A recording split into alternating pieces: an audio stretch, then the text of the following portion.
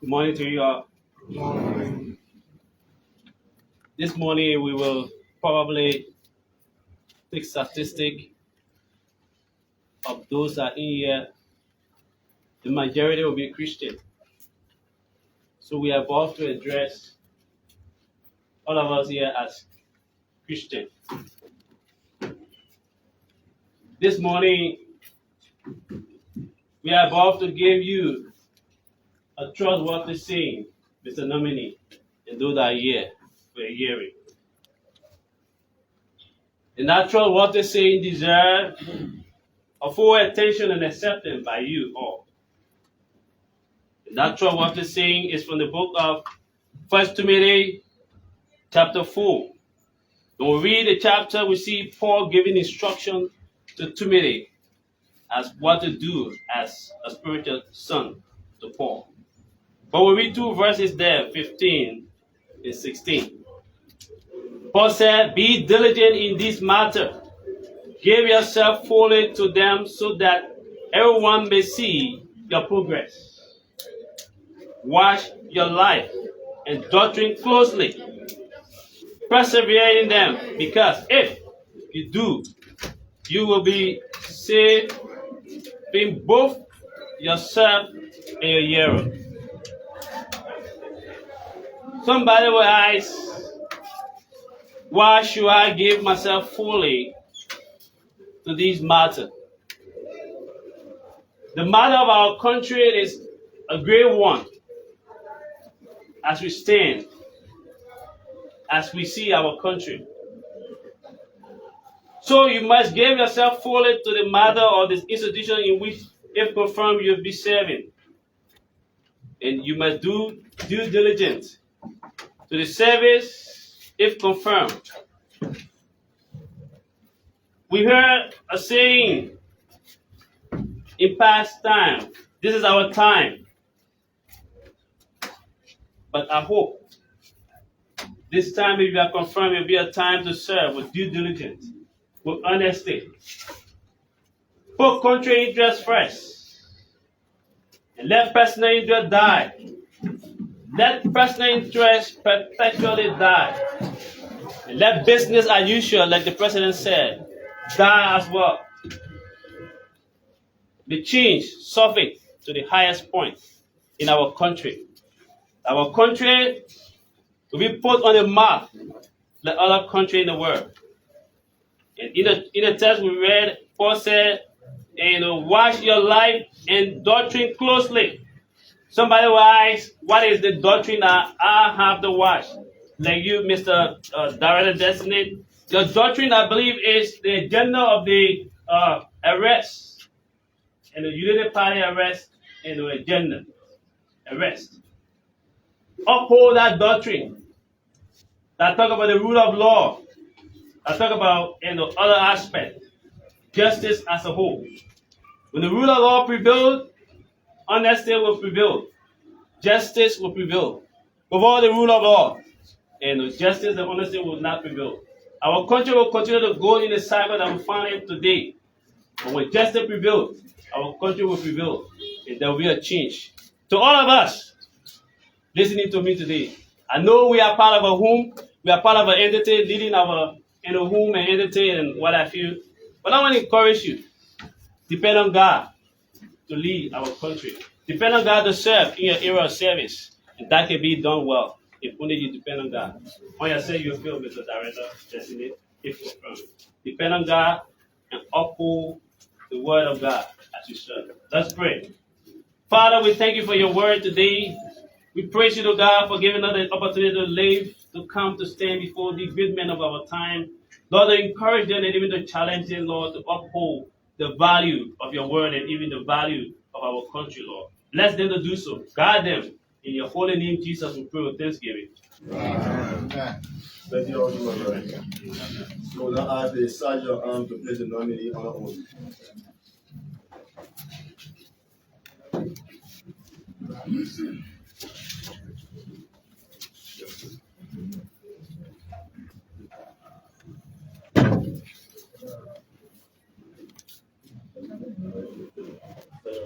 Come this way.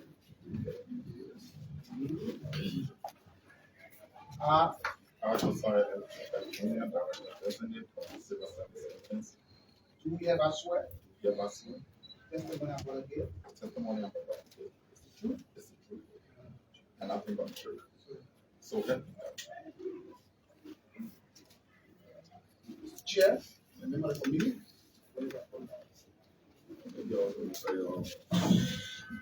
So I will now ask our vice chair to give. We have to sit down. the statement.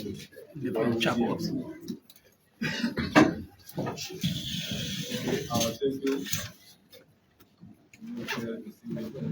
Today, the hearing today, the nominee will be given 10 days at most for presentation to the committee.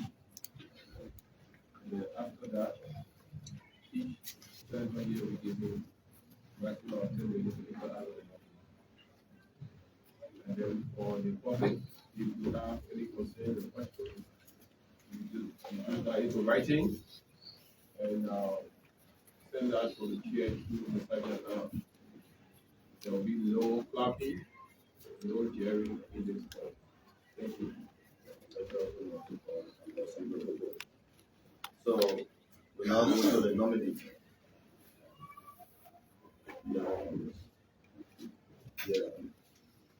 Mr. Nominee, we want you to know all of the senators that are here present and on this committee that will be going to the confirmation hearing with you. We now start with. Okay. Good morning.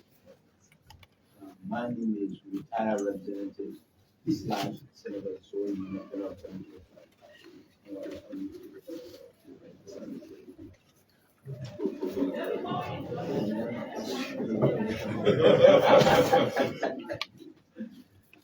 My name is Nominee. I represent the people of Green.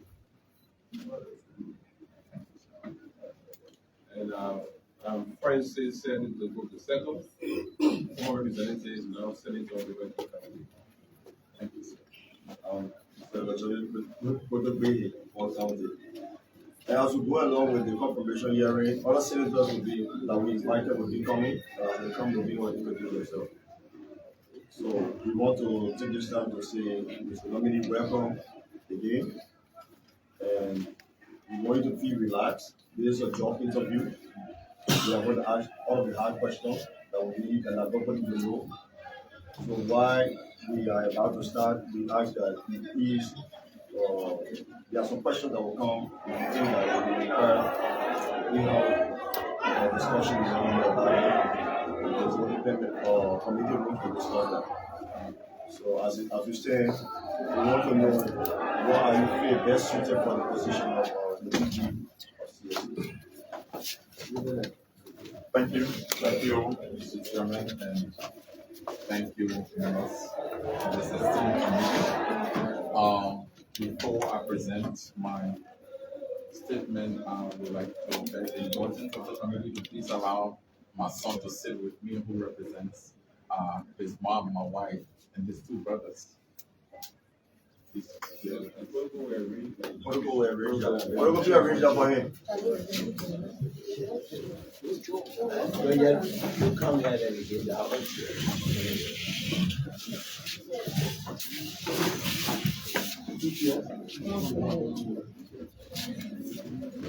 So, man, you say like you know, if not the one that say here,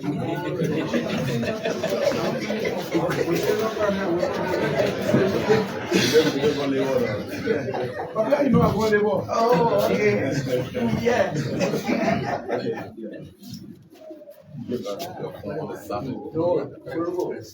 For record, show the camera and video. If you're listening,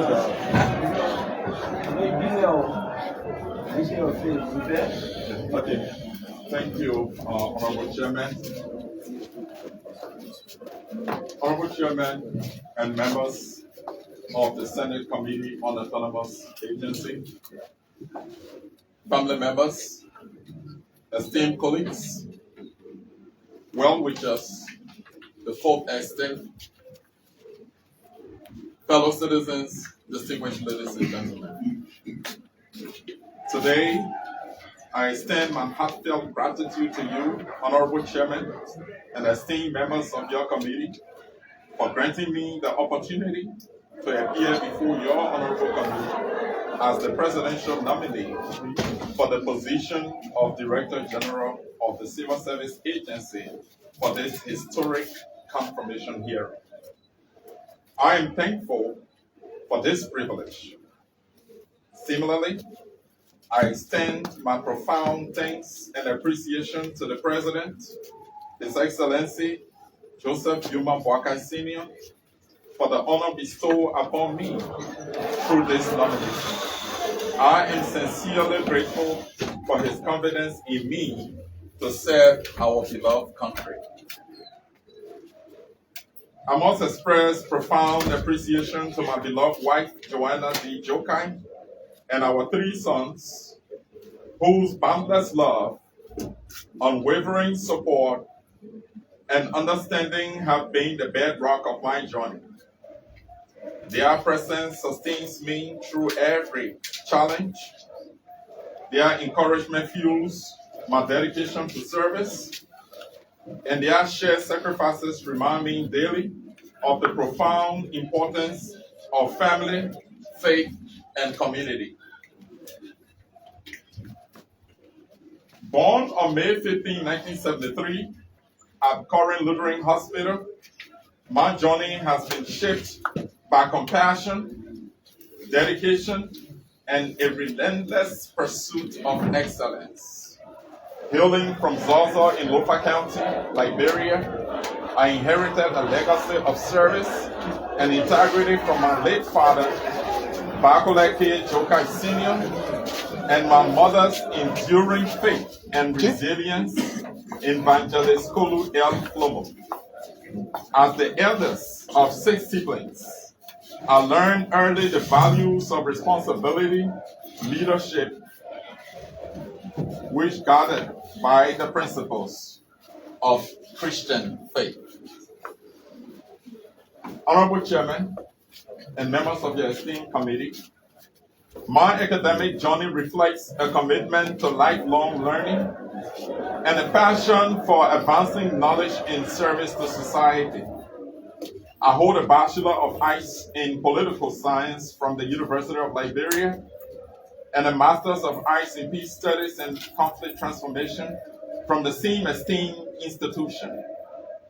I am currently a PhD candidate in Industrial Organizational Psychology at Adler University in Chicago, Illinois, the United States of America.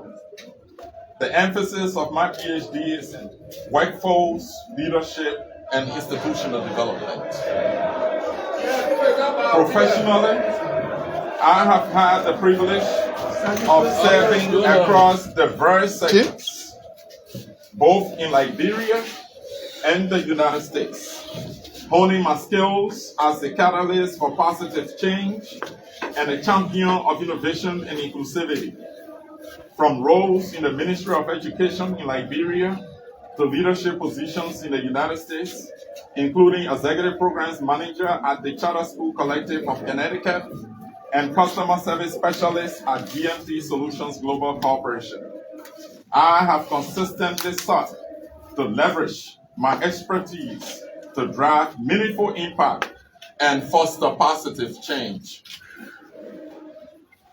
In Liberia, I serve as Executive Director of the Liberia National Commission on Arms, where I spearheaded pivotal initiatives to ensure effective arms management and security within our nation. And as Director of Civic and Voter Education at the National Elections Commission, where I led efforts to foster equitable participation and peaceful electoral processes.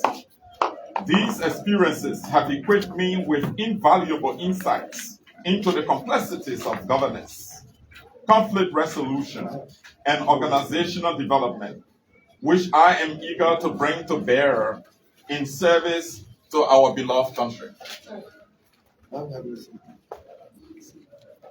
A profound commitment to excellence, integrity, and inclusivity has guided my journey. I am deeply humbled by the opportunity to bring this wealth of experience and passion for positive change to the Civil Service Agency.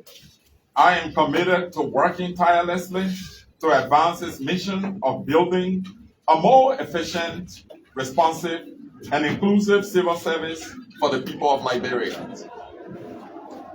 Honorable Chairman and esteemed members of your committee, the Civil Service Agency was established by an act of the legislature in 1973, the very same year I was born. What a great providence. The Civil Service Agency is a cornerstone institution with a mandate to enhance efficiency and centralize personnel management within Liberia's governmental framework. Independent from other bodies, the CSA is tasked with the comprehensive administration of the civil service, spanning vital functions such as capacity planning, recruitment, training, performance management, and career advancement. Moreover, the CSA is a strategic advisor to the government of Liberia, providing counsel on organizational structuring, staffing strategies, compensation packages, pension schemes, and broader human resource development initiatives. With a commitment to fostering competence, professionalism, and motivation among civil servants, the CSA plays a pivotal role in ensuring the adeptness, proficiency, and responsiveness of our civil service to meet the government's workforce needs while consistently delivering high quality and efficient services to our nation. Esteemed Chairman and distinguished committee members, as I step into the role of Director General of the Civil Service Agency, when confirmed, I am acutely aware of the enormous challenges facing our nation's civil service. I sincerely thank Mr. James A. Thompson, the former Director General, and his team for their dedicated leadership.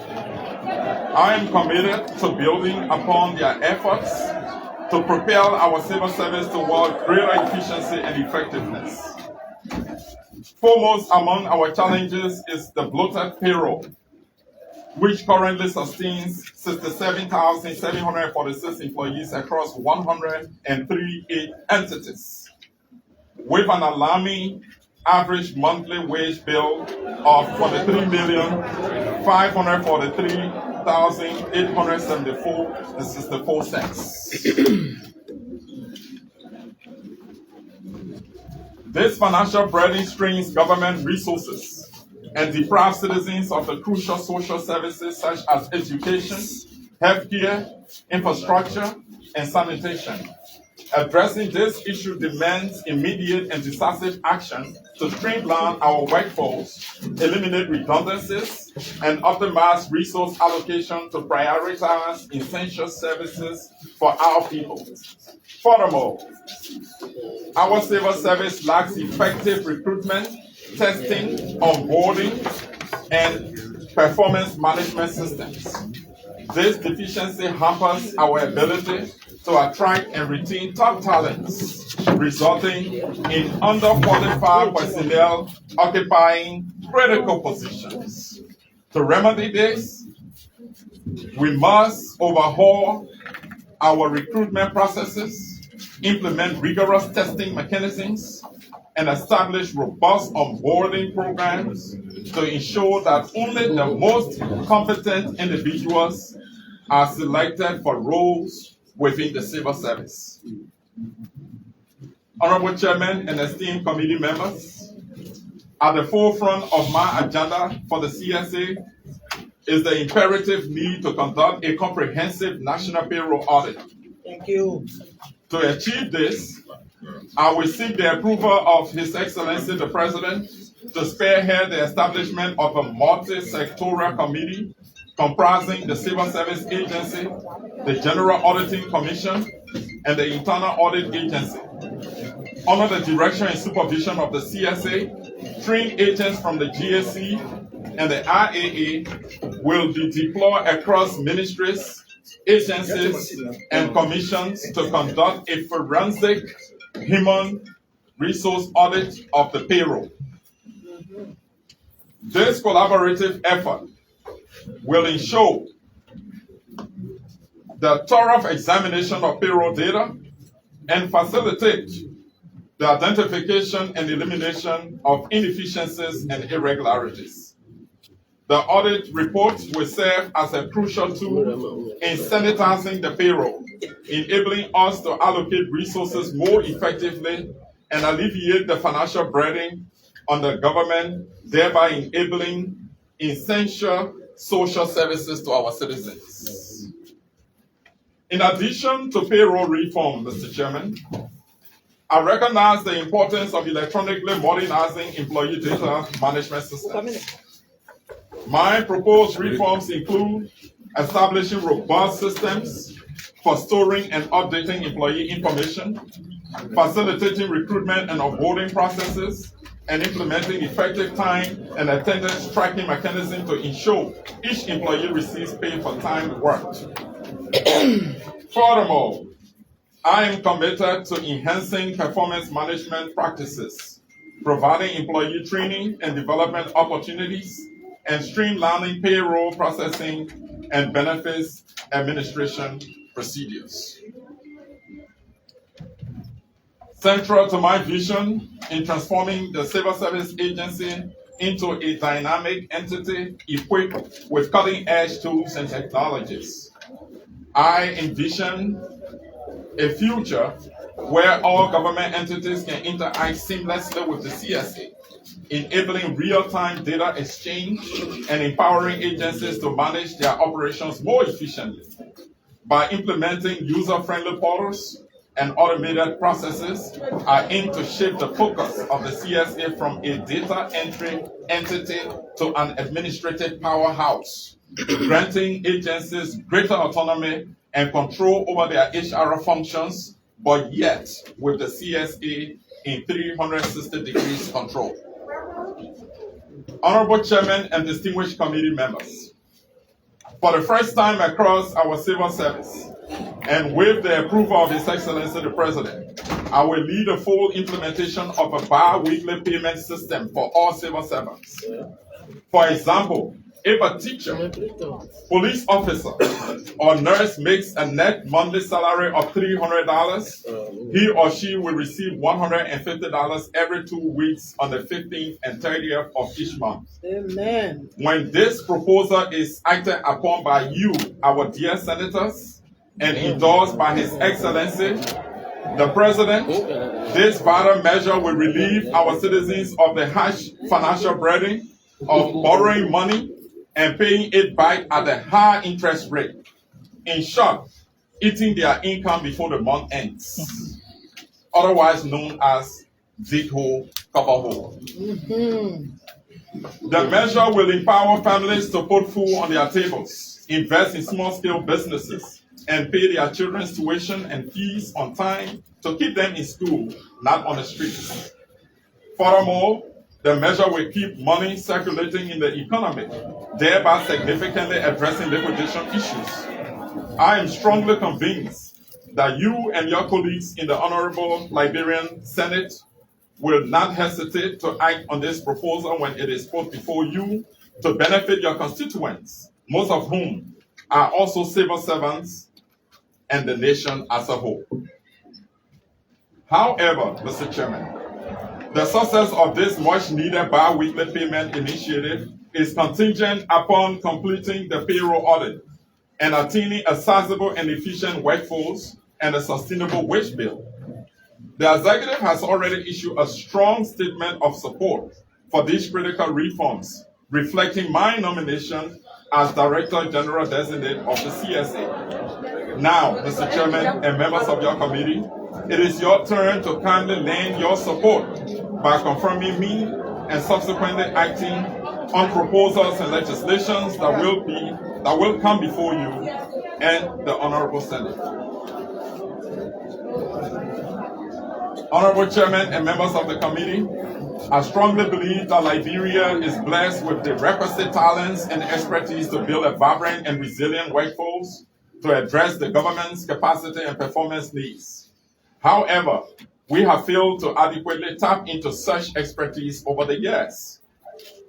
Under my watch, the CSA will establish a comprehensive database of Liberian professionals in various fields at home and abroad.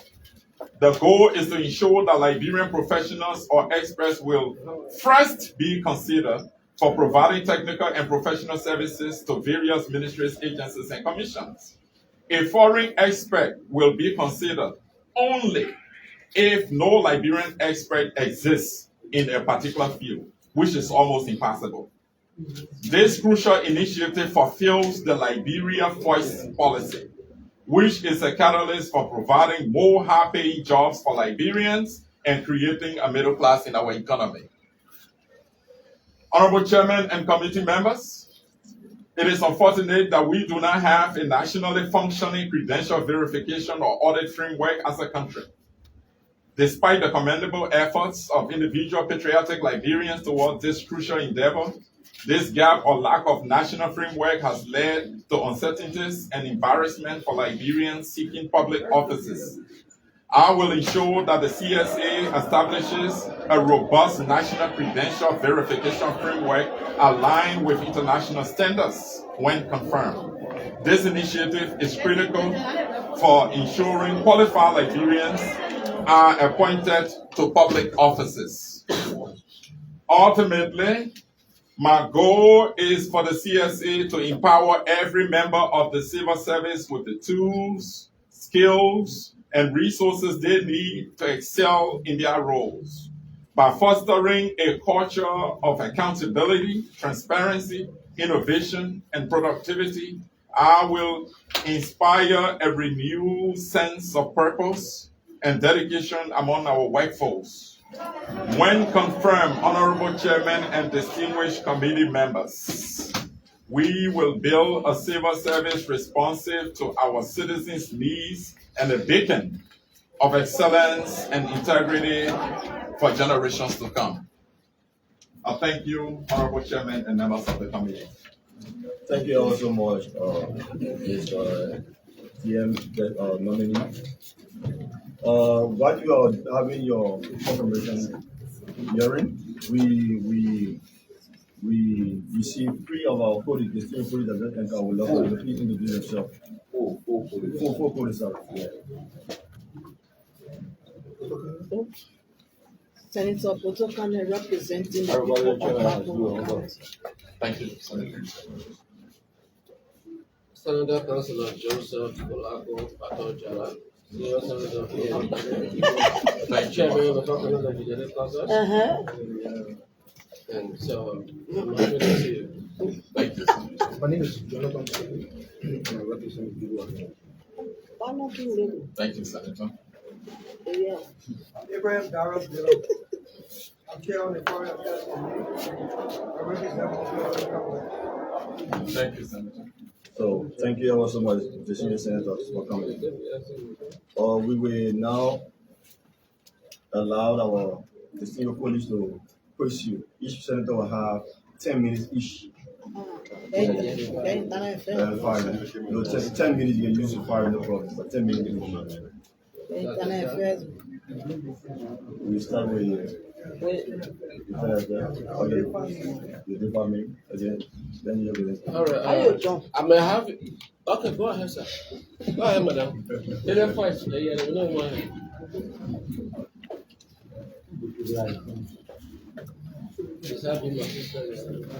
Mr. Nominee, Yes, sir.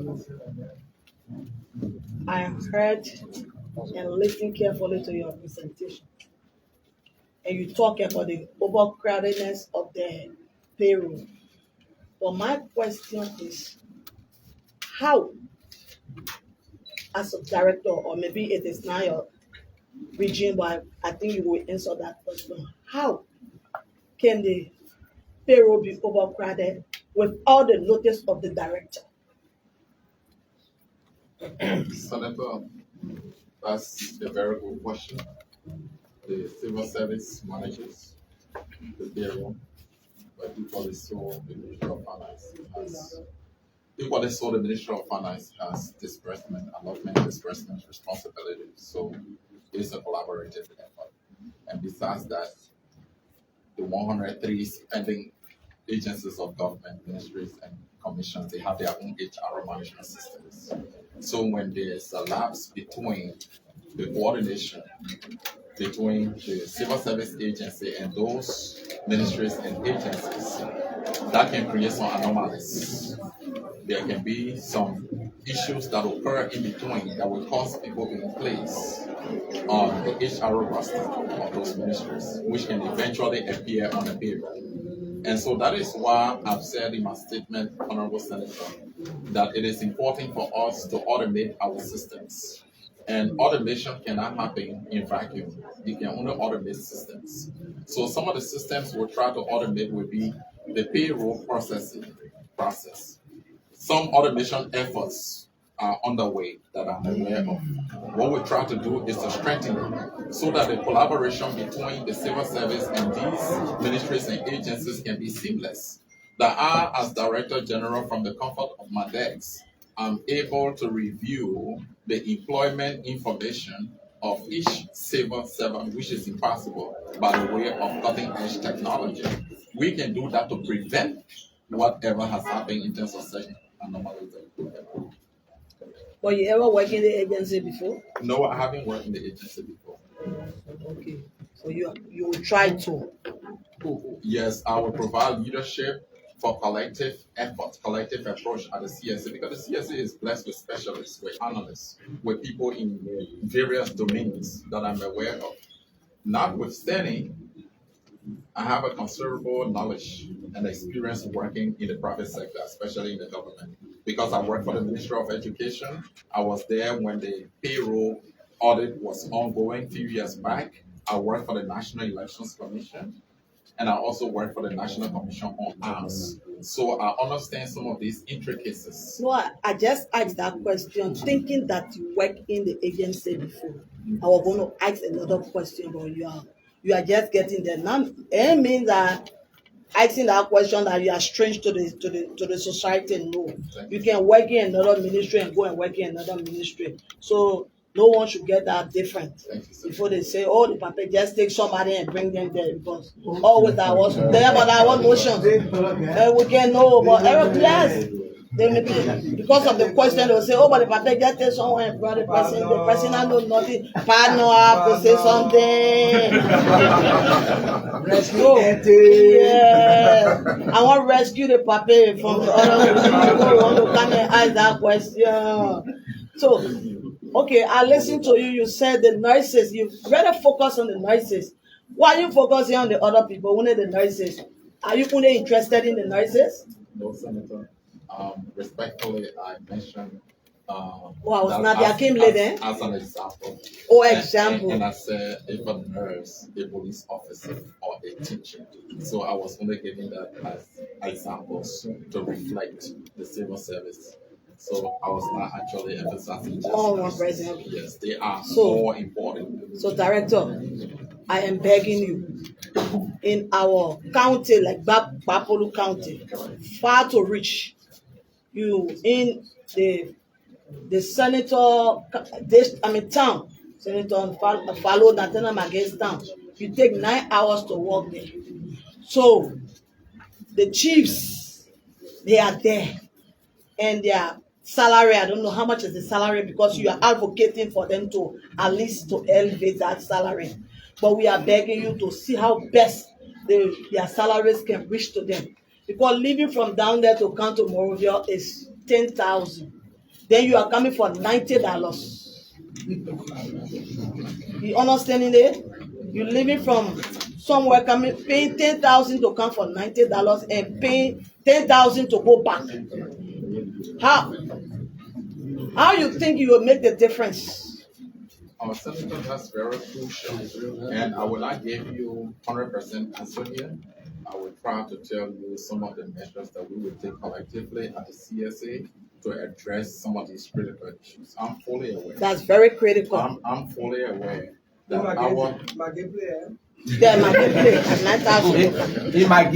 No, they call it play man photo. So, That might be senator now. sorry. Okay, where your mother from? Not a father. A father from Makibi, a mother from Baku. Okay, yeah. Point of correction. Thank you. I'm fully aware of these challenges, Senator, and I'm glad that you raised it. But here's what I'm going to work with my colleagues at the CSA to do. We intend to automate some of the systems, including the payment arrangement processes. However, our local leaders, some of them may not be tech savvy, may not understand the use of technology and devices. That is why we are fighting to strengthen our regional offices so that they become very functional and ensure effective and efficient engagement with our local leaders in every aspect of our services that we deliver, including performance management, because that's also lacking. We're just looking at pay. But how about somebody who's not doing anything at all, probably spend the whole week on their farm working, but only wait when they are told that pay has come and they try to pay their way to come and get the pay. So we have to first make sure that you are working and you are connected with our regional office, that you are filled in the way that you can get information, including your salary, including performance, appraisal processes, and including recruitment processes, everything regarding our services. We will try to strengthen our regional office, and I'm told that that's one of the challenges. Sorry, that's one of the challenges that we're having. So Director, my last take on this is that you listen to the voters out there. You harmonize my salary, I will harmonize your vote. And 2020 now, we don't want them to harmonize our vote. So I want you to pay attention to that. Thank you. Thank you so much, Senator. Thank you. Yeah. Okay. So after that, yes, you can go for a confirmation hearing today. You done affair. But you done affair. You done affair, yeah. So You say 5 minutes, no problem. Then go at the 5 minutes. Director, you bless. No, sir, Thank you, Senator. yeah. Thank you. Mr. Nominee, good afternoon. Good afternoon. Do you do drugs? No. Have you taken drug tests? I did drug test in the US, yes. You ready now to do it? I'm ready. Sanya, Yeah, bring a medical people. Oh, yeah, you sure? that joke. I'm ready. Yeah, I want you then shaking already. You ready? Okay, so let's get into some serious issues. The UP-led government under Ellen Johnson Sirleaf inherited a government payroll of wage bill of about 30,000 civil servants. There was a huge deal about red socks and down socks. When Ellington over to Julia, the payroll had gone beyond what she inherited. Personnel payroll. And we are king, he said he made a bloated payroll. Everybody knows it. And he turned over a bloated payroll to Joseph Walker. You talk about bloated payroll. When you say bloated, it means it's to the roof. It should be such that it makes sense. Is that what I'm understanding from you? Right. So are you going to make sense of it? Yes. Do you have the courage to say no when there's political pressure to put partisans on payroll because the private sector is out? I think I'm of that payroll. Question. Senator, thank you for the question. Before you answer, you honor oath.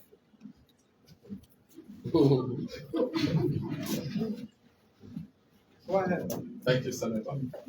Senator, I come with the courage, the dedication, the fortitude, the commitment to sanitize the payroll as action number one. We cannot improve the efficiency and effectiveness of our workforce without having a sensible workforce that reflects a manageable and effective wage bill to help the government redirect resources to productive sectors, basic social services such as education, healthcare. I have the courage. This hearing, Mr. Nominee, is being videotaped. Yes. You are telling us and the world, Liberians, home and abroad, that the payroll is bloated. Yes. That means it is beyond what it should be. That means we act to bring it to the reasonable side for efficiency. That means it won't go beyond what it is already. All right. I will proceed.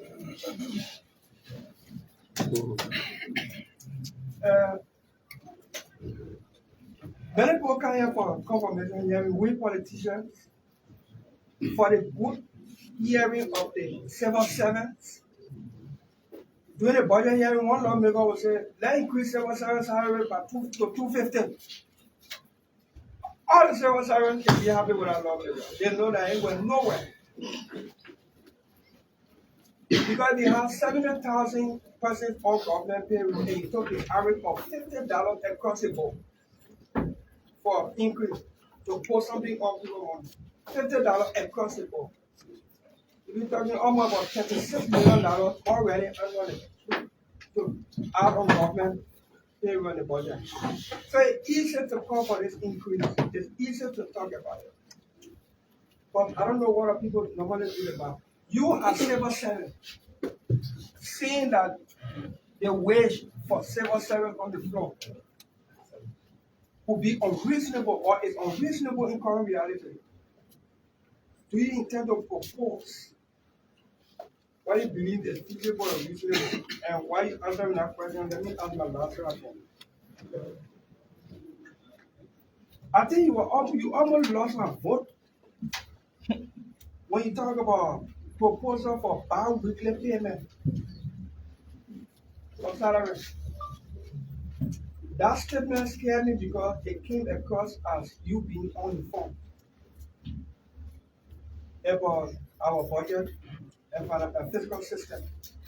We collect what we have before we spend.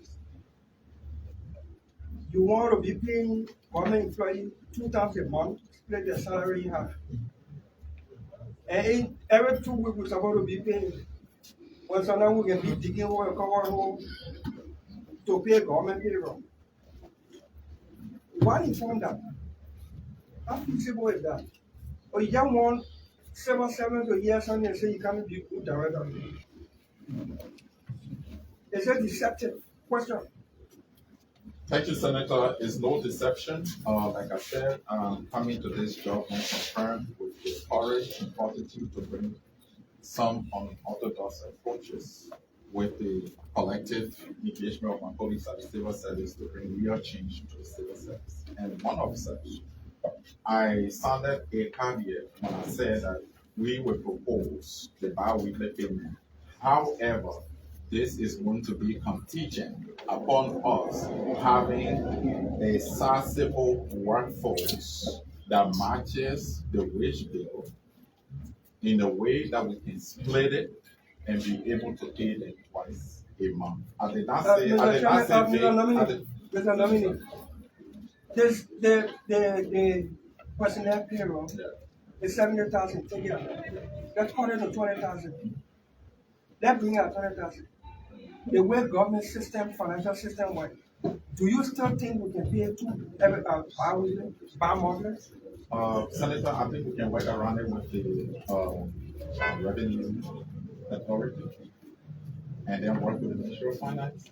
It's a collective approach, a multi-sectoral approach. This is not being proposed as a single effort of the CSA. This is just being proposed. That's why I said we can't propose it, because proposal will reflect the strategy, the chemistry of how that will work. So what's the strategy that informs? So the strategy that informs that proposal, honorable senators, is for us to have an acceptable workforce that matches the wage bill as indicated from the outset of our presentation. Once we do that, we are able to work with the revenue collection agency and the Ministry of Finance that does a lot. If I promise you $10, and depending on that $10, you promise somebody $2. The other person that believe that you're getting the $2, you promise somebody $50. If I don't give you that $10, you know what happened? Because it feels. If I don't, maybe I depend on something. So I promise you $10. You depend on that $10, you promise somebody $2. That person depend on that $2, they promise somebody $50. If I don't give you that $10, because probably while I was depending on, I became deceptive or dishonest and didn't give it. What happened down the line? So, first, Senator, I'm not engaging It was with this as a rhetorical. deception. It was rhetorical. As a It was deception. rhetorical. Sorry. I'm trying to tell you, we should think through some things. Probably before we let it to the public. Even if I become unpopular by this, I will not buy into that until I can see the strategy and the clear path to doing it. Or else, there will be protests and demonstrations in this country almost every 2 weeks. That's because we have committed to pay people, government employees, civil service, by month. So I don't know what you depend on when you bring in that strategy. That will change my mind. Thank you, Mr. Senator. If I may just have a minute to, let the senator know that I did not approach this as a deception. You are rigging your vote. Yeah, we're rigging our vote. Things are going on. Senator John. Congratulations, Mr. Nominee. Thank you. I came here solely to see you physically and to vote for you. But your speech,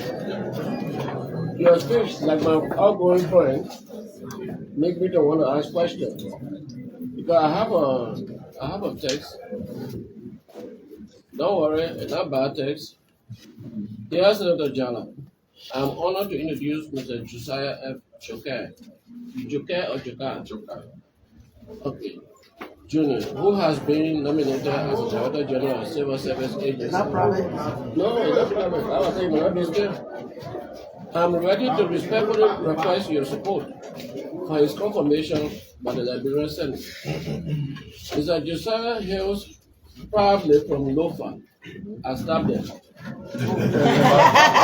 So, I came to see you, the president, listen and vote for you. But the speech, like many other,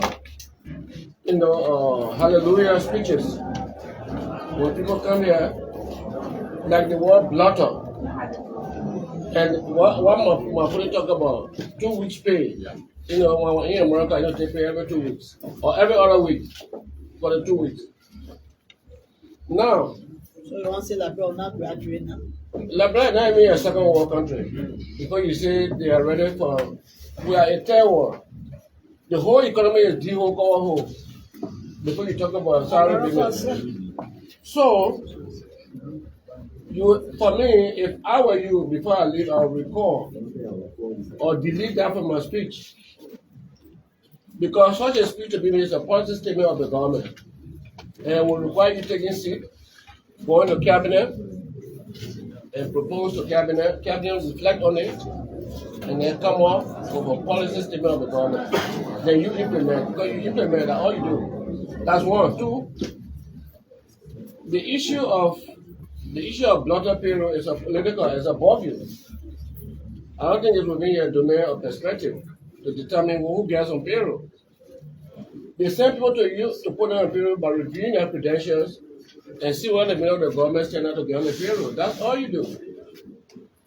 So I wouldn't want you to make a recitation about it. So now the one concern I have, I may not have a question. The concern I have, I'm saying this to you to take it under advisement. Now I read your CV. Usually I get lost in CV when I don't see organized biodata. Do you have a biodata? Can you tell me about data? So you're not really. So the first paragraph, is about that. Okay, it's too long for me. Can you just take, it's a 3 lines biodata. Can you just say it for me?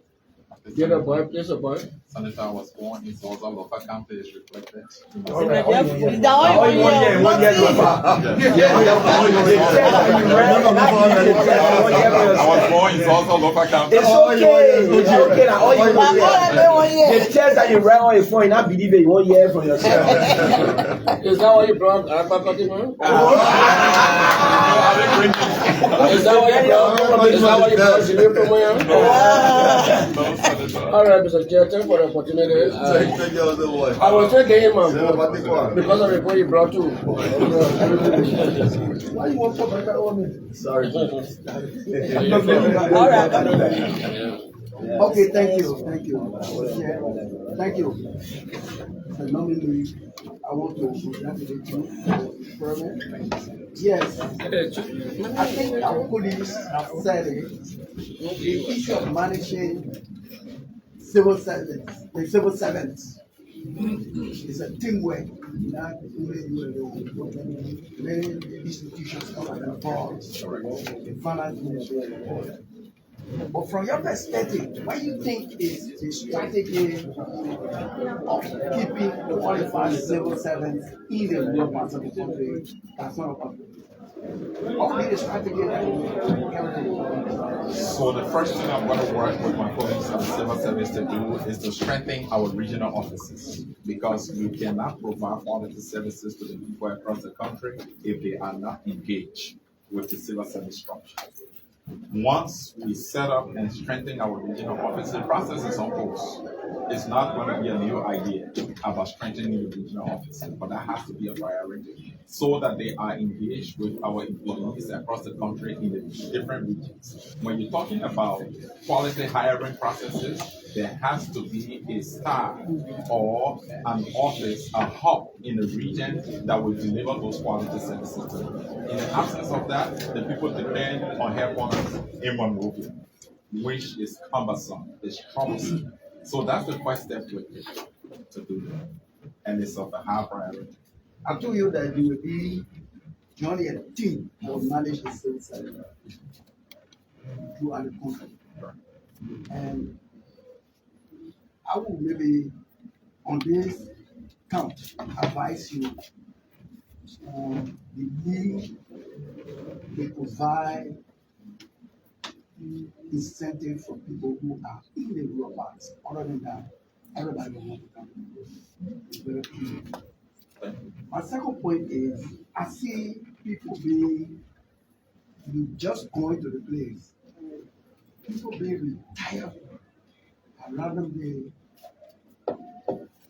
and it's discouraging people working with the government because at the end we just end up being retired without any attention given to you. What do you think should be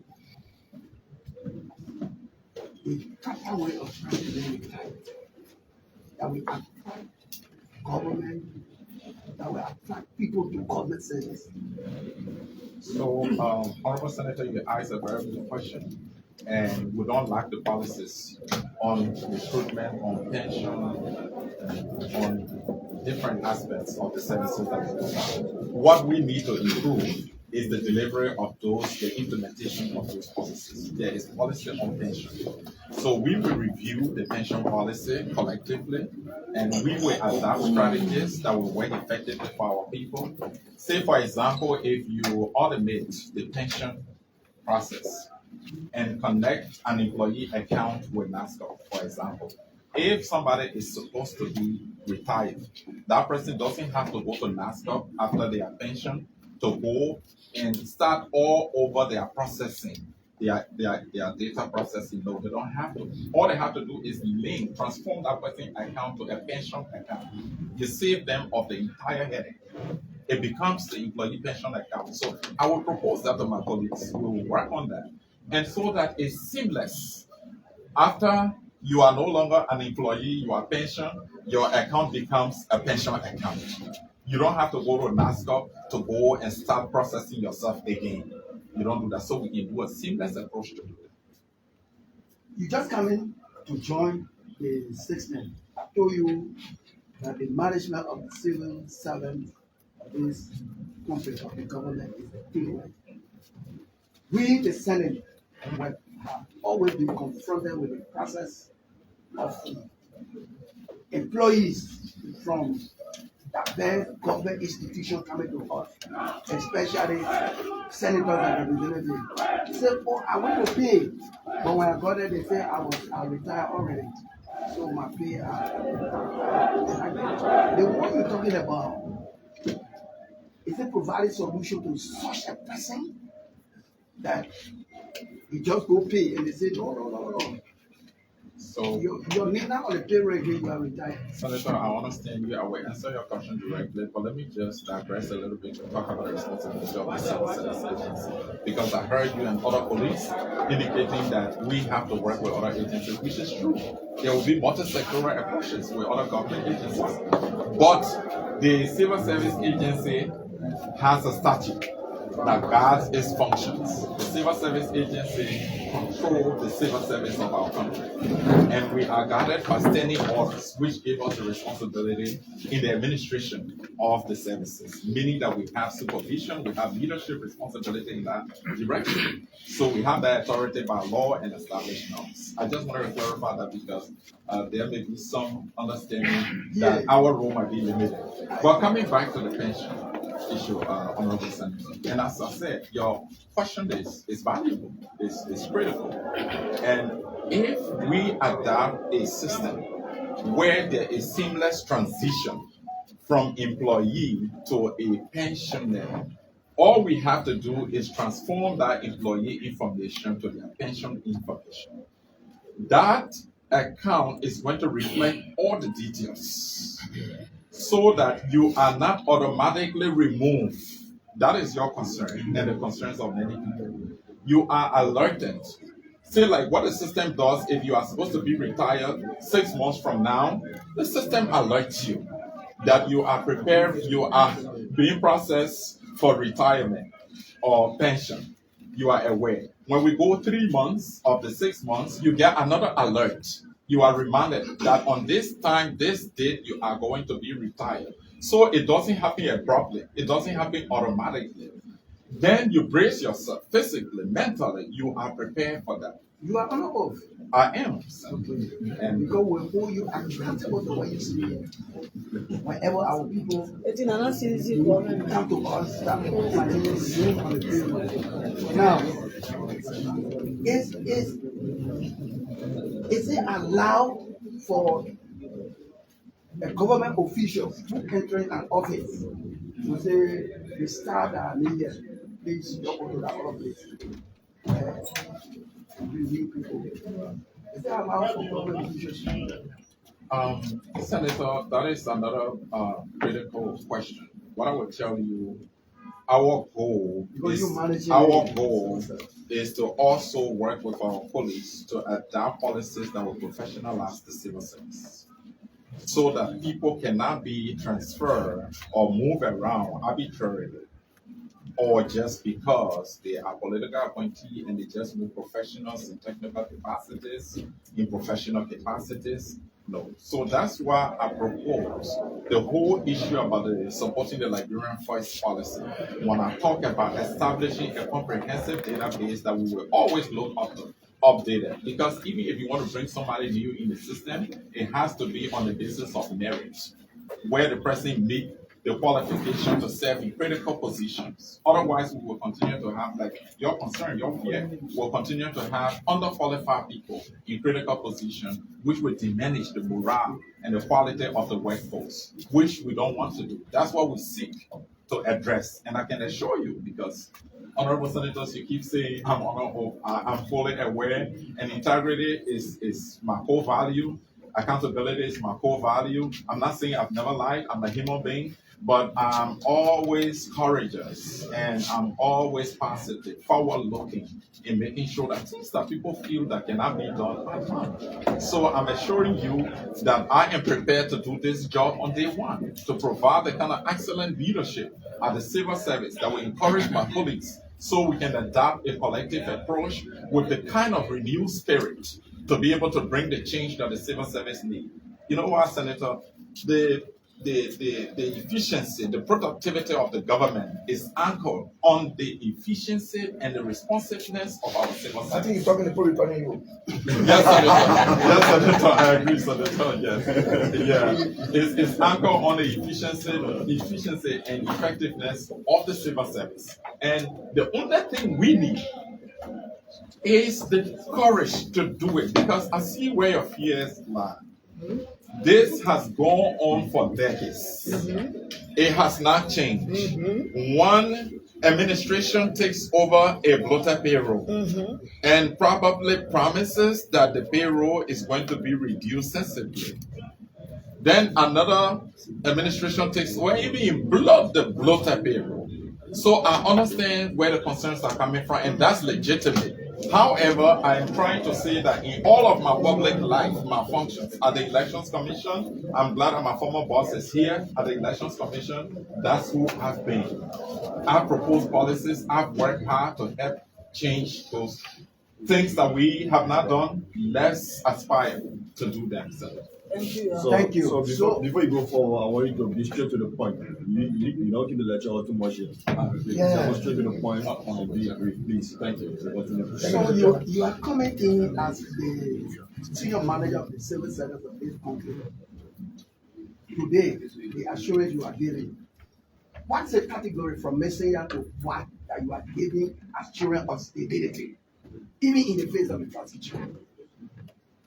So can I reframe that on a scale of 1 to 10 so I can tell you my assurance level? 10 being From the highest. messenger, which is the highest position you say there is the higher level of civil servant? From there down, I assure you that you are stable. Senator, I don't want to say that off the top of my head. Please.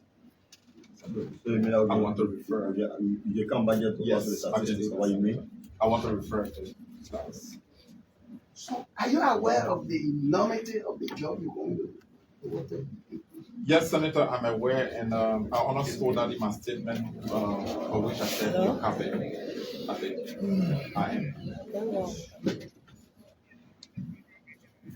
Thank you. Thank you, Senator. Thank you also much, Senator Patrick.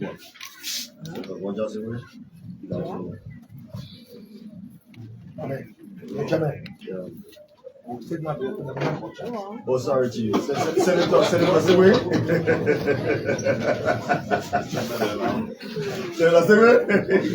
ahead. Hey, is this your son? Yes. Are you married? Yes. Is your wife here? No. I think I see you sitting down. He's representing my wife and his 2 brothers. Thank you for the opportunity, Senator, to allow him to sit with me. So, Yes, please. My name is Senator Jevon Smith. And I have chair the Senate Committee on Agriculture, Forestry, Liberia. Then I wanted to say something about the confirmation hearing. When you say Jevon, No, I'm from agriculture. It's from agriculture. from Riverside. Yeah, District. and so I mean, my colleagues, the other confirmation hearing, they are calling me now. But I have only one thing I thought they were checking. I beg you, Senator. Yeah. So, Then you just qualify the men and let on go to internet fair. I want to know.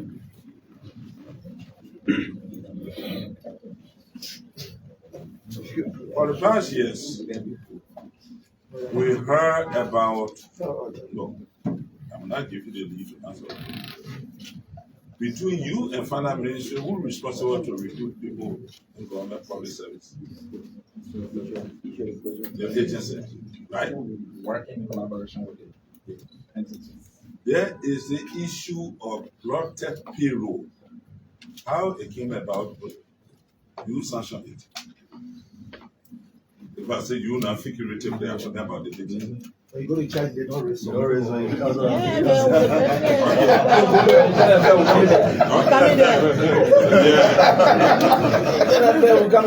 they counted agriculture go now.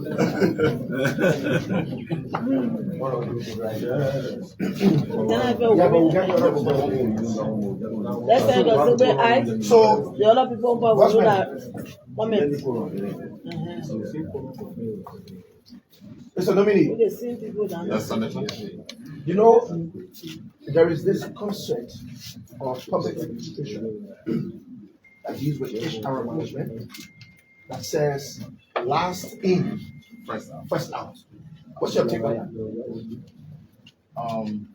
My take on that concept, or that theory, if you like, is that it should not be loosely applied. There should be a professional caveat.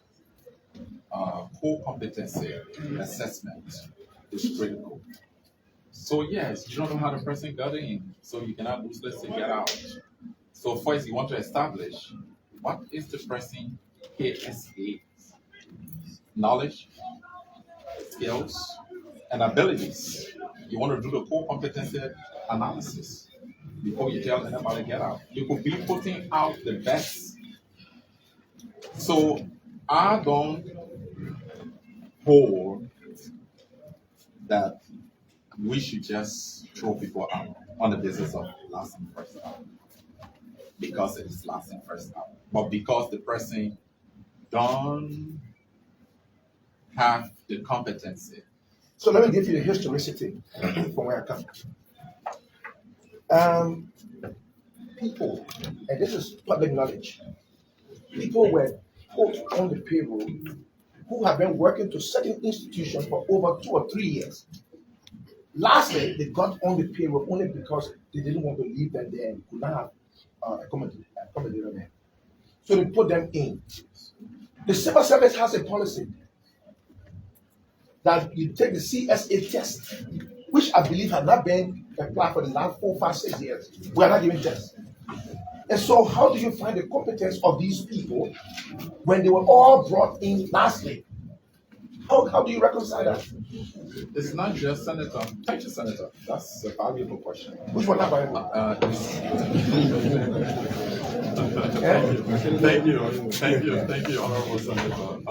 What I'm trying to say in essence is that the question is so important, and we need to talk around it. The whole issue of performance management helps you a lot to identify those issues. You talk about testing.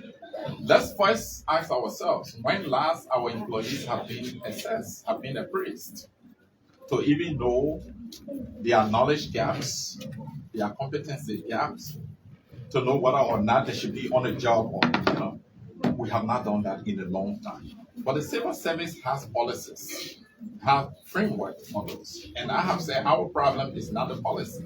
Our problem is the enforcement, is the implementation. So take, for example, if you set up a seamless system between the CSA and the different ministries, agencies, and commissions to do performance management and automate that system, what it does is that you allow the employee to self-appraise. The employee gets the appraisal form, they appraise themselves. The result of the appraisal goes automatically to the line manager. The line manager invites the employee, they sit down and review the report, and that report will be sent directly to the CSA in a seamless approach. That report destination is the employee's account, is deposited. CSA reviews that appraisal report. CSA is able to do promotion on the basis of that appraisal report. CSA is able to design training to scale up the competency, the qualification of that employee based on the domain. CSA is able to do 1 million things with that performance appraisal report. But we have that lacking, including testing. So you get to even know whether or not that employee was onboarded appropriately, whether or not they knew the kind of job that they're supposed to do. It's from the performance appraisal system. And the performance appraisal is not just the way we pronounce it. It's a system. We get to know whether or not the employee was onboarded appropriately or not. Whether or not it's a square bear in a round hole, the appraisal report tells you that. So the testing process comes in. Testing at the beginning, testing in the middle, testing at last. Generally, HR management systems were allowed for like 3. And the last 2 are just light, not as profound as the first. So the testing system can also be automated. Yes, sir. When I ask you a question, please be concise and precise. I got 10 minutes here. If I answer too long, I'll finish my time for the last question. So, like I said, I was drawing the analogy from the way we do things here. I'm talking about giving tests. People are not taking tests because they can't read, they can't write. But they are in the system. How do you give them a pressure form to do what? Look, this is a Hegelian tax. And let me state for the record that I know the nominee. However, I'm doing my job as a senator. So no pressure in here. Thank you. Thank you. No, Boston. It's a Hegelian task. The system we keep saying is process is later. The day before we got on the system, they might get that magic. Somebody put that there. And there are rules, there are guidelines in order to employ people. Therefore, when those people are there, and you find that they did not come in right, when you sack them, you're not wrong. And that's the point when I said last in, first out. You do your appraisal and make sure that all this thing they're talking about, you don't have the qualification. 1, 2, they did not take any time, they came to the back door, throw it out to the back door. Do that with all fear of favor of God. Should you be confirmed?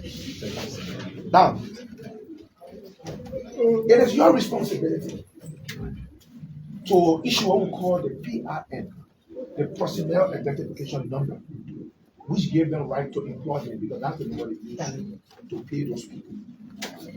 There are people in the system that don't even have these numbers. Osman, what do you do? Thank you, Senator. Senator, that is why I am proposing to work collectively with my colleagues at the Commission to initiate on day 1 a multi-sectoral national payroll audit. And when we say national payroll audit, the focus of the public is on the dollar and cents aspect of it. But our audit is going to reveal so many things about the employee status, about their PRN status. Everything is going to be comprehensive. That's why we're not going to do it as usual, to say we'll do it from agency to agency. No. We want a simultaneous national effort that is conducted by the GAC and the IAA, with the civil service providing leadership and supervision of the process. Our civil service specialists will train the GAC and the IAA agents and deploy them in government ministries and agencies and commissions, including the national legislature, because central administration is under civil service, to make sure that we conduct the audit for all, not some. And I am committed, Senator, as indicated, appreciate the acknowledgement that you know me. I am prepared for this on day 1 and to do it and achieve it. And I know that my colleagues at the agency are equally prepared for us to team up to make sure that this work is done for the Liberian people. And I will believe you start with the agency first. It's going to be simultaneous. Probably we'll also deploy here at the So you spoke about the digitalization of the payrolls to the different HRs. Brother, are you aware that we get problems with electricity in this country? Are you aware that there are far distant reaching places that are inaccessible? How do you mitigate that? We can do a hybrid approach. And that is why part of my priority is to establish and strengthen our regional offices so that there is more in-person interaction with our people in local areas where they have network challenges. I know they have it. Some there we have the opportunity to use our automated systems. But in rural areas where there's difficulty, we will have our regional offices, we'll strengthen them, we will provide them the capacity they need. to be able to provide the services to our people diligently, just as those who have access to technology will be able to navigate our systems. We have people serving our people in those places until we can upgrade the services in the locales. Now, one of the collaboration, I don't want to use the word organization. One of the coordinating factors I would like to see, and this is nice, I would like to see, is that people who are assigned to these places and are already on payroll remain to their very locale. There are people who are assigned to River G who come to Monrovia, stay here and take their pay from right here in Monrovia. They don't work in River G. So your harmonization or coordination with these HR should take into concern their locations as well. It's well taken. And there should be a M&E system as well. Let somebody be checking on these people. It should be the HR. Sometimes the very HR themselves are not where they are assigned. It's a problem. There's another thing where somebody takes pay today, next month they ain't taking pay, and the following month they want to pay again. How does that happen? So when you automate, when you create portals, and you and I know that when you create portals where employees can go and log on with their credentials and enter their employee account, nobody controls what's in your account. In your account, we have your gross salary, you know it. In your account, we have your net salary. We have the taxes deducted from there. So this month, you take $325. Next month, either the $325 doesn't come, zero come, or $310 comes. No, that doesn't happen because CSA is the one in control of that directly. That's why I said CSA will have 360-degree viewing and control, administrative right over that. As much as we want to give autonomy to the ministries and agencies to have their HR systems, but those systems will be linked seamlessly to CSA, so that we are able to control. If you are Deputy Director General for HR and policy like Macaulay here, he should be able to view that from the comfort of his desk, not even go downstairs to the analyst. He should be able to see Josiah Joekai's employment status from the comfort of his desk from the Ministry of Education. He should be able to go in the system and navigate down to the Ministry of Education and be able to navigate down to the employee's account because we have administrative right. He should be able to see the status and nobody remove the employee from there and add the employee without the acquiescence or consent of the CSA. So when you have that kind of control system, it is difficult for the line ministries to stop somebody from taking their pay, to remove them from the payroll, to add somebody to the payroll. So you spoke about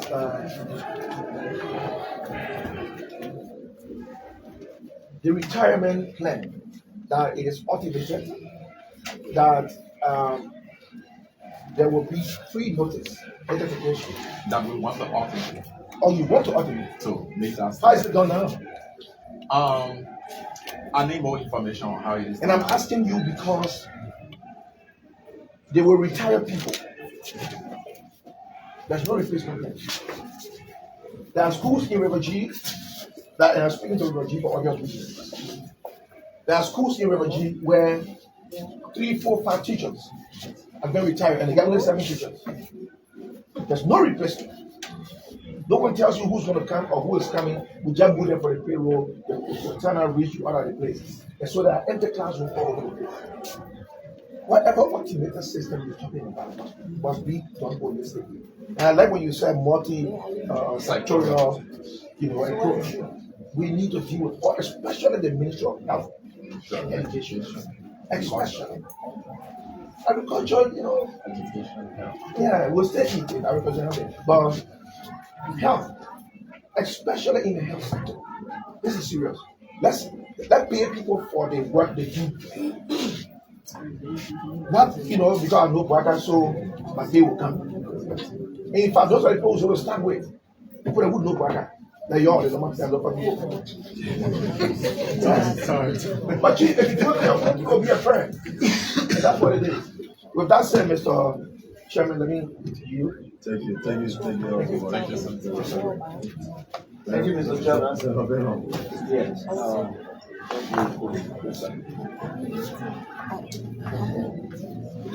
Okay. Mr. Chairman, I've been doing girlfriend and brother for years. You see me as presenter, I know 100% is qualified for this position. Now, mine is not about question, it's about my friend and brother. Let me get clear to the public. I've been doing for the past 15 years. And I know you're a very serious person, honest person. The only thing I'm going to do is have a question. Because I know I'm a politician. I will come here now and say this. Tomorrow I will place political call on you than total contradiction. Because the way we understand things, our constituents, they don't understand that. If you want to put system into place, my office will be bad. Because being chair on pension, insurance, and NASCO, the pension side, my people will be coming to me. Oh, I don't reach 60 years, I don't reach 65 years pension. What I'm going to say here today, I'll be on record. Then I'm going to contradict myself. Then I do not have that political face to call you. If I don't call you to, my constituent going back to Grand Village that Joe and I spoken for us, the year took of payroll. So we need to be very careful how we speak on this kind of matters. So mine will be an advice. First, thank God our dear friend and colleague from Liberia is the co-chair on rural administration. They're responsible for central administration. So you can start with the House of Senate to see who all qualified that they employed for the past years. So it's a good idea that he brought. Am I correct? Okay, thank you. So dear friend, I'm appealing to you. If confirmed, do the right thing. I know that political cause will come to you. We that sit around the table now are trying to look at camera and be telecall with you. We will want to break you down with political power. Stop. Some of us, by the grace of God, 2029, the election again. So, and this position is obvious. Today, if I'm not senator, whosoever that comes in my place, he or she will come with a one scaffold. Let's assume you special assistant, that's why you went through CSA procedure to be in that position. If Joe is nominated to that position, minister, I have my own political team that I'm bringing. You are not civil servant. I said, if Even your staff are not civil servant. It's a real order. No, I can't give you an example. I give you an example. Even the new minister or you even spoke tomorrow, you will carry different people. That's a different story. That's a different story. I know. I let them have no question. Order, G. Very good. Very good. Mr. Chairman, Yeah. some of these things is just to break the tension in the room. I know. Not forcing, but we can't take too seriously. I know. The man said good is not very well, but you should see. But it's not artist. Yes. Go ahead. There's a former artist. What are they talking about? I'm making proud of I'm a comment. So, brother, please, if confirmed, the right thing should be done. Not bad the political pressure. All of those things that we are saying later will be calling you. But be friend with Senator Peno. Say, my dear friend and brother, with all due respect, this thing should be done the right way. That's the only way that will move forward. And please, education, ministry, health, that's my concern. Then public works, security, internal affairs. Those areas, more especially education, you will see in other counties, in other districts, you will see DO, district education officer, he or she their relatives that are not teachers to be on payroll. Corruption from the root go to reach up. But if you not put this thing to check, you will do your best at the end. The president also see in the future to feel like we are not doing anything. But we should be sincere to ourselves. With all the expertise, but if I'm not sincere, then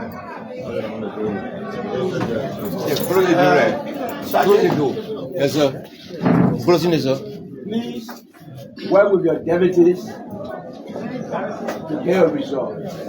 Because you alone not do everything. Deputy for administration, deputy for operations, technical services, give them the opportunity, carry on their function, and they report to you. You check on them. 2, I believe the former directors or the outgoing directors, since 1973, when you myself born, I went and started the institution. Today you're going to be a head. Go out. Visit the counties. See for yourself. Go to Grand Gide. Go to the hospital. The referral hospital in Grand Gide. Go there. Go to the administrative building. Where the student there right from. Go to labor ministry office. All the local offices. Go yourself with your technical people. Put the system to place and see for yourself. But sometimes some people sign for allowance. They say I'm going to River G. By the time I reach Uganda, I tell the road condition, I tell motel, I lay down there, I call it so I don't give me information. I come back and say, gee, I'm from there. But you'll be prudent yourself and your deputy, don't do a county tour. Don't depend on my coordinator of sending information. Everybody, he or she these days, it's hard to find honest people on job. Just for example, if you went to my house and you really want to know what I'm talking about, just go with $100 US. Security, for example. Say, my man, I come to your chief. So the man sleeping. Say, okay, go buy me scratch card, $20 scratch card, $40 change. That man will leave that gate, you enter your home. I'm telling you, go anywhere and try it. So now you take that US dollar, he or she will abandon that gate. People are not honest these days. So you being the head, if you depend on everybody to do your work, at the end you take the blame. So I'm appealing to you as friend and brother I've been doing for years.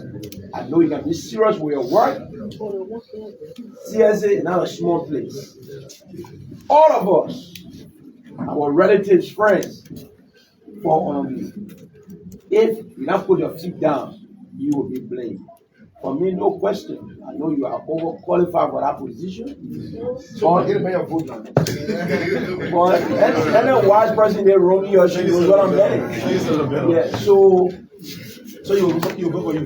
The people of Grand Gide, no foul for you to do your own due diligence on the offices that are there.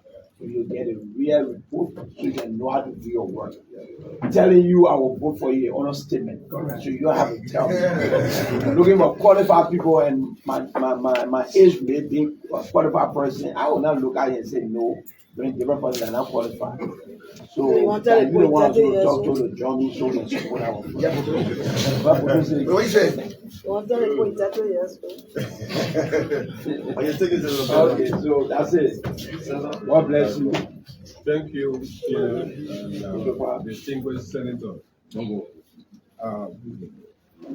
want to say, I'm not going to the academic of the nominee.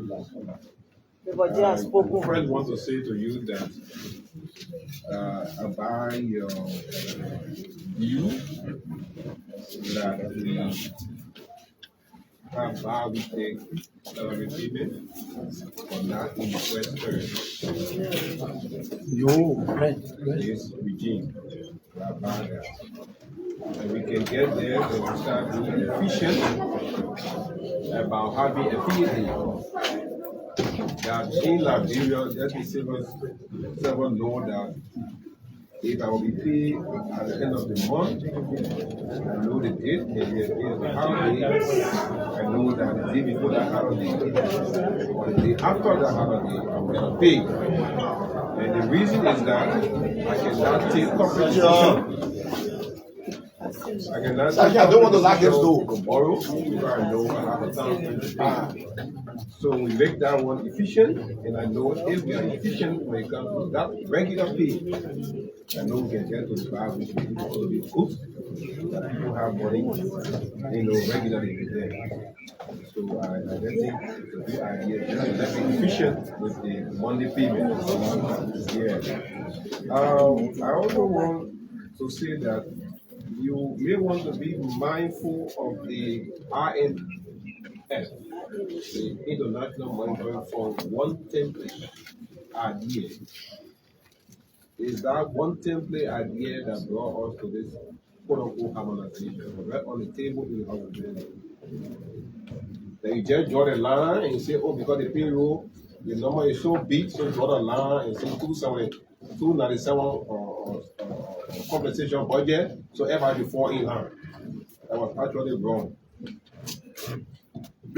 I try to say that because while it is true, the statement here that President, we as government took over a plotted payroll, I don't believe that in totality.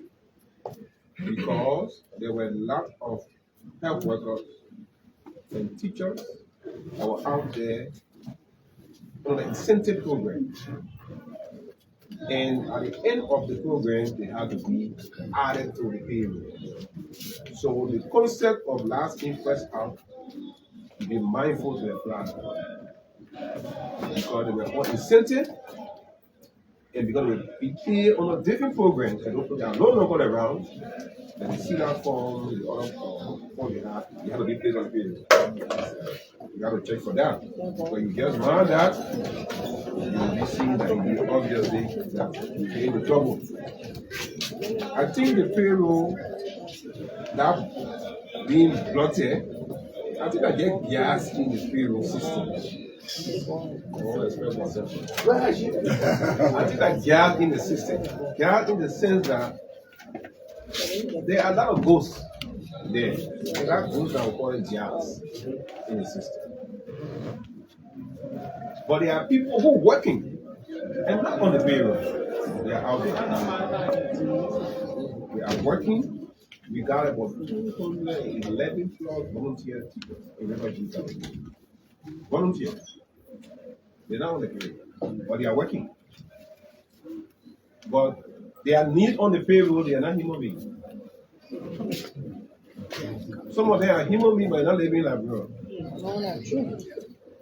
Some of them are living like bro, but they're not assigned. And they're taking pay.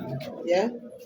And I think if you take a decentralized approach, I've seen the IAA conducting payroll audit, only to realize that they were just sitting right in fish now. They didn't go to Glaro, to the border. It will take you 4 hours on motorbike to go to Glaro. They didn't go there. People were working.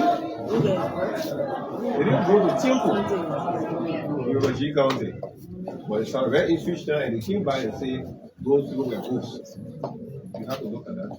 That's why we think that you have a functional TSA office in the 15 counties.